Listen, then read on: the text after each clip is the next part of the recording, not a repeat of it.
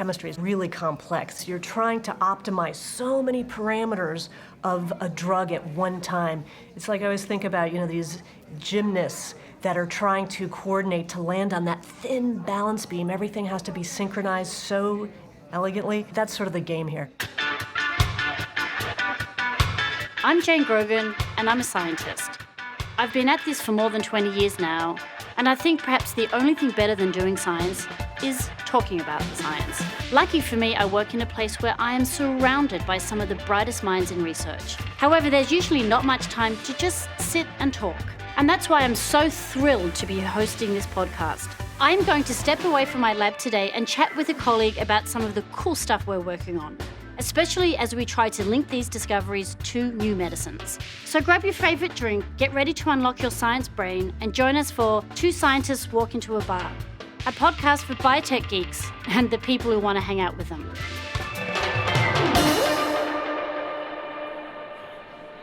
This episode's about chemistry. Can you give me an example of chemistry in your everyday life? Cooking is the first thing that I think about, yeah. And then as a scientist, I think of physiology as chemistry. So everything like interacting with our environment is chemistry. We take in oxygen, give out carbon dioxide, and then everything in between. I do take ibuprofen. I also would appreciate chemistry of making me look as young as I possibly can. Yeah, in the morning for coffee, for washing the dishes, chemistry involved in all of it. So I often think of chemistry as alchemy, actually. The ancient quest of turning lead or other common starting materials into gold or the philosopher's stone. The reality is that chemistry is all around us, from the changes foods undergo when we cook them, to the physical state of the chairs we sit in, to the pills that we take as medicine. In fact, chemistry bridges other natural sciences, including physics, geology, and biology altogether, and thus is often thought as a real central science and integral to all of our scientific disciplines. Many people, though, think of chemists as being white-coated scientists mixing strange liquids in a laboratory, but the truth is we are all chemists. In fact, with me today is a leading scientist and chemist, Wendy Young. Welcome, Wendy. Thank you. It's great to be here. So do you agree that we're all chemists? Actually, yes. When we're cooking in the kitchen, you are a chemist. When you're here in the bar, the bartender mixing drinks is a chemist. So yes, absolutely. Simple but big question. What is chemistry? So chemistry is the science of really elements, and most of us organic chemists think of it as we utilize carbon, hydrogen, nitrogen, and oxygen because those are the elements that are most abundant in your body, not necessarily the earth, but in the body. And these elements form compounds. And that's what chemists study, how you combine elements to make compounds. But there are so many different types of chemists, and it is really hard when you get into chemistry to choose what you want to be when you grow up. I enjoyed organic chemistry, but there's analytical chemistry where you study more quantitatively, how things are measured, broken down, analyzed. There's formulation chemists, there's physical chemists. So many different types of chemists. And chemistry is applied to so many things. Makeup, for goodness sakes, paint, food.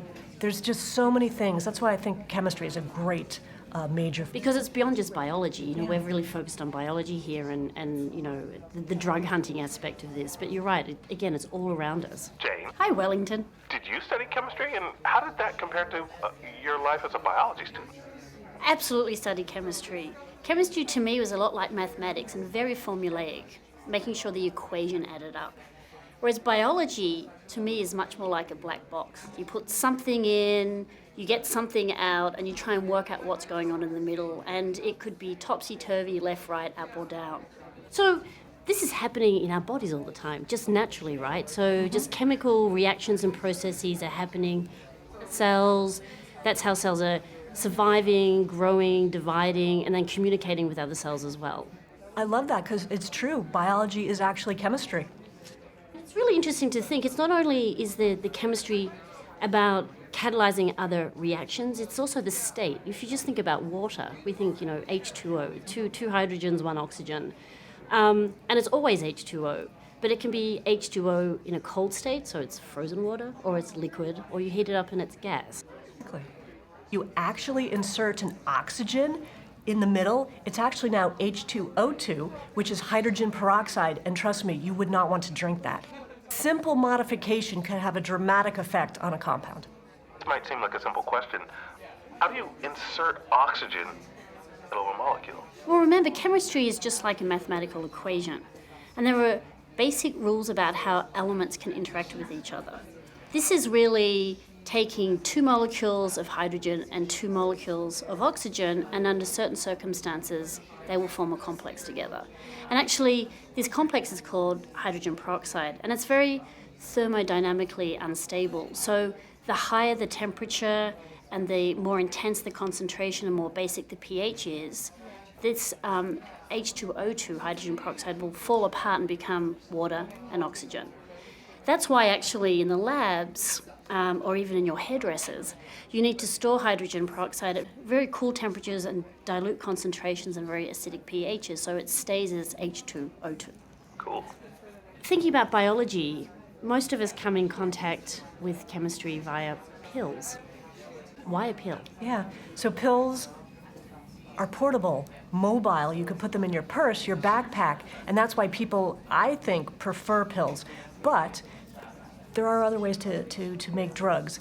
Antibodies, so effective at neutralizing proteins, but those are large molecules, and the reason they're not appropriate to make antibodies for all drugs is because since they're large molecules, they generally interact at the cell surface of proteins or interact with soluble proteins, but they're so big they can't get inside the cell. In contrast, small molecules are just that, they're small. So since they're small, they can permeate the cell membrane and get inside. And so the beauty is that now, with a pill, with a small molecule, you can get at targets in a cell that you couldn't get access to with antibodies. So it's kind of two things, right? One is the target that the drugs are going after, and then it's the delivery, right? Large molecules will just not be orally bioavailable. They will not get through the intestinal cell membrane, so you just can't make them, you generally can't make them oral. So Wendy, what does go into a pill? It depends on the pill, but usually the half of the weight is generally the active pharmaceutical ingredient, and the other half are what's called excipients. Potentially an excipient could mask the taste of the chemical. Some chemicals don't taste so good. Sometimes the excipients are put there to stabilize the pill so it has longer shelf life. Sometimes the excipients are put there to make the molecule dissolve better. It's a whole science in itself, and that's why years and years of research going into perfecting that pill. You want the most of the drug component to stay stable, to get absorbed, and so lots of other things go into a pill to help it out. All these excipients are being kind of peeled off, a lot like perhaps a rocket ship. Yeah. So when your drug falls apart, when it's metabolized and a piece of the rocket ship falls off, you hope it comes out really quickly. You hope it doesn't cause any harm, because you could imagine when the rocket ship falls apart, like what if a piece, lands on Manhattan, right? You got to make sure that piece isn't going to do any damage anywhere in your body. It's called a metabolite. You take a pill, right? It's got to get through the gut's very acidic, and then it's got to get into the bloodstream, and then it's got to stay in the body and not just get cleared out. How do you, as chemists, think about all these complicated delivery mechanisms that are required to get the chemical to the protein in the body where it needs to go? It is really complex. It's this, you're trying to optimize so many parameters of a drug at one time. It's like I always think about, these gymnasts that are trying to coordinate to land on that thin balance beam. Everything has to be synchronized so elegantly. That's sort of the game here. And chemists do learn how to do that. So when you swallow a pill, generally, by the way, you should swallow it with a full glass of water. It goes down your throat, your esophagus. It lands in your stomach, which has a very low pH. It's very acidic. And that's where the drug starts to dissolve. But then again, the chemist has to make sure that it's stable in that low pH, because if it starts to fall apart, it's not going to work. So chemists design stability into the pill so it survives the low pH of the stomach. And compounds that are acidic and only slightly basic will be absorbed in the stomach. The rest of the molecules that are more basic will then move and get absorbed in the small intestines, because the small intestine has a slightly higher pH. And The drug then is absorbed. Any that's not comes out the back end. So part of the chemist's job is to make sure that the majority of the medicine is absorbed, or it's waste. So once the medicine is absorbed in the intestines or the stomach, it goes through what's called the portal vein and right to your liver. And the liver is the chemist's enemy. The liver will chew up your molecule, and that's why you have a liver, to keep you safe from things that might not be healthy for your body. It wants to break it all down and clear it out. It does. So you have these enzymes in your liver that chew up the molecule. It's called metabolism. So the chemists sometimes have to trick the liver and block different metabolic sites in order to have the drug stay in your bloodstream for a long time. So you can do that. On the actual molecule, you can start building in side chains or other elements that not only are you building in specificity for the protein or enzyme you want to target, you're building in other things around that. Yep, we have other scientists, drug metabolism experts, that will determine where the molecule is broken apart, share that information with the chemists, and then basically we try to glue the molecule. How do we keep the molecule from falling apart? So sometimes if metabolism is a certain aryl ring, it's hydroxylated in oxygen, the liver adds an oxygen, we will, right in that spot, add a fluorine. That's a common med chem trick. Put a fluorine there. Just stop it from happening. Just stop it from happening. Okay, it's now gone into the liver, hopefully protected from being metabolized. What's next? So after the liver, it then enters the bloodstream, and it circulates, the drug circulates all through your body. And in a human, imagine you're that one little molecule. Every 4 to 6 heartbeats, it makes it through your entire body. And so medicines usually takes about, on the average, 2 hours after you swallow a pill with that full glass of water for it to get completely into your blood system. Then over time, it keeps going through your liver, and your liver, bit by bit, says, see you later. It breaks it apart, comes out, you know where it comes out, and that's called the half-life of your molecule. So effectively it's cleared. It's cleared. Yeah. People always wonder, does the pill go only where it's needed? You know, you got the stomach ache, does it only go to your stomach? Or no, actually, it will also go to your shoulder, it will go to your elbow, it'll go to your pinky. The drug will go everywhere, but it will work at the site where it's needed. But part of the challenge is also, since it will go everywhere, it has to be safe. So there's a kind of threshold that's required then. You want enough drug to go where it needs to go, but you don't want these so-called off-target effects. You want to minimize that. Plus, not only that, you want to make sure that the target you have is very, very specific and is not hitting other molecules or other proteins accidentally. Can you talk a bit about safety, how you build safety into molecules? Yeah, so it's one of the biggest challenges, making the molecules really safe, because you want it to be well tolerated. And that's exactly it. You build a molecule to interact with one specific protein, but it often, at the very beginning, hits so many and has biological effects that you didn't even predict. It's paramount that the chemists make it highly selective. And how we do that depends on what the target is.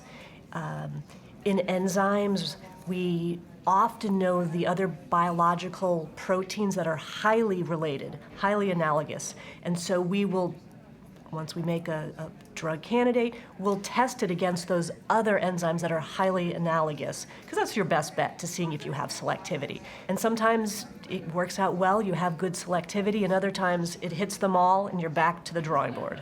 Wow, that's an incredible journey.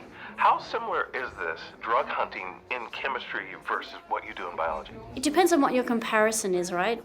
The hunt through chemical matter, through thousands and thousands of molecules to come up with a drug, is similar in many ways to the hunt through biology to come up with pathways and understanding disease. There's a complexity there.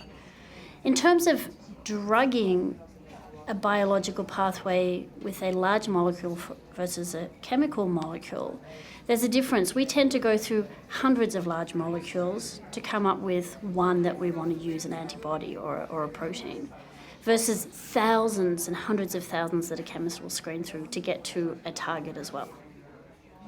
I'm always amazed by what you do and others in the field about the sheer scale of trying to find chemical matter or the right chemical matter as a drug hunter. How do you even start on the journey of this process of coming up with a drug that's going to bind a protein to stop or inhibit its function? You hit it on the head. It is a challenge, and it's when we start a new project, we say, where are we going to get the chemical matter? And we screen libraries. It's not like you go into a library of books or there's just an alphabet list long. It's thousands and thousands and thousands of molecules. Millions and millions, millions. And you're right, they're not in a bookcase, they're in trays, and they're organized and computerized where they're at, and millions of compounds will be screened against the selected protein that we're trying to interact with. We've talked in a prior session about proteins and protein structures and how they're three-dimensional, and they kind of, if you zoom in on them, they have valleys and pits and mountains, and that coming up with drugs to these things has to be exquisitely selective because you need to get a compound into the right valley or on top of the right mountain. Mm-hmm. This is what you mean by screening. Yes, exactly. So we screen our large library of millions of compounds against this protein, and you don't always know where the molecules are going to interact. So often they interact at the active site. So for enzymes, generally at the active site, because you can then block the machinery of an enzyme by putting your compound in there. So the whole function just then stops. Exactly. Hopefully. And so making that's called active site inhibitors, is very productive. But you then could have selectivity issues because then they could interact with other enzymes. So it's kind of a cool thing if you could get it to work out, and it's not always easy. As you said, I like the way that you don't get it to go in the valley of the active site. You get it to go on the outside, which is called an allosteric inhibitor. And the feeling is that generally if it's an allosteric inhibitor, it will have better selectivity. But they're challenging to find. So we look for different things: specific inhibitors, active inhibitors, enzyme inhibitors, and then these allosteric inhibitors, which is pretty much like blocking the protein and elbowing everything else off, right? Right. And there's other things besides enzymes that we interact with. Protein-protein interactions. Imagine two big proteins coming together. So sometimes we try to make a compound that fits right between the two. And that's challenging because those sorts of molecules end up to be very large sometimes, and it's hard to get those into a pill if they're too big. Right. It's a lot of trial and error. Often 10,000 molecules will be made before an ultimate medicine is selected to go into the pill. How did you get into this field of research? I was always interested in science. I was definitely a mathlete growing up. I loved science, and science is also on the same side of the brain as music, and I was very into music, and I always thought that maybe I would be a musician. When I went off to college, I took a lot of music, but I also, thinking that maybe I'd be pre-med if the music thing didn't work out, I took organic chemistry, and I fell in love with it. It's interesting because I always loved science, and I did music. I grew up playing the violin. A lot of scientists that I know, or we know, I think, are both musicians and scientists at the same time. What did you play growing up? I played the flute. I could play a lot of different instruments too, but that was my area of focus. And I loved playing in orchestras when I was growing up. I played in off-Broadway shows in New York. And music is a language, and I think science is a language too. You see the notes on a page, and I could just put them together so quickly, and my fingers move along with the notes, and out comes beautiful music. That's sort of what chemistry is too. The chemists can visualize sort of like notes, that this carbon, this oxygen, it's a note. You connect it to these notes, it makes, this pattern, and it's pattern recognition. I think that ability to see patterns is very powerful because there's infinite possibilities to the outcome. So you could play music very many different ways, or make drugs very many different ways, or think about biology very many different ways. And some of those outcomes sound good, look good, but some of them are terrible. Yeah, there are infinite possibilities, and that's what's so exciting about it. What can you create? It also means they're endless, and there's always a job for us to do as scientists. Yeah, and there are always critics too. Some people will like your music and some people will not. They're the ones that where you have a hard time convincing to get your papers published. It still amazes me to this day that you can design a molecule on a piece of paper and you can synthesize it. It doesn't get any cooler than that. And then you can tweak it and actually make incredible life-changing drugs. Absolutely. So what advice would you give to young budding scientists out there who are really interested in this space? Yeah. So when I was in school, I mainly focused on chemistry, math, and I went really deep in those subjects. And I missed out on a lot of biology education. And what I recommend to students today is that most discoveries happen at the interface of biology and chemistry. So don't ignore the biology. Learn it as you go, and you will be a much better, stronger drug hunter. That's great advice, yeah. You need both sides of these equations to come together. Yeah. The field's changed, technology's changed, the screening of these vast libraries is changing. I'm always amazed when I walk past those labs and see the robots. There's robots that are dispensing all the millions of chemicals out there. So in terms of frontiers and new frontiers and advances in chemistry, where do you think we're going to be in 5 to 10 years? Yeah, things are evolving really quickly. One of the things that always strikes me is just the purification of molecules. When I was back in the lab decades ago, the way we purified our compounds is completely different than the way we purify compounds now. The automation, the way we screen reactions now. When I was, training, you would generally do a reaction one at a time. Maybe you'd set up 4 in a hood, all different conditions, but now there's the ability with these robots to screen catalysts, and you could screen hundreds of different conditions and reagents at a time. So you could imagine the advantage it does in speeding up the cycle time. Yeah, so it's not just one scientist at a lab bench anymore. Yeah. Things are moving fast. Right now, chemists learn rules and guidelines of how to make oral molecules, and we make them inside this one box. And you design properties that fit in this box, and if you ever go outside that box, people say, hey, that's not going to work, or they might criticize your design. So what I'm envisioning is that maybe we find this whole other space, molecules that actually weigh 2,000, much larger. They're sort of in between the antibodies and the small molecules.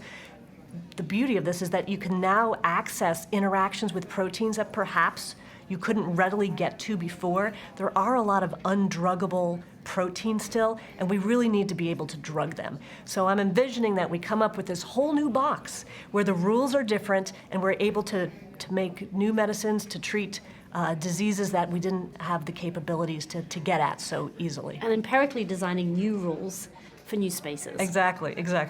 Wendy, it's been lovely talking to you. I wish you all the best for your research, and good luck.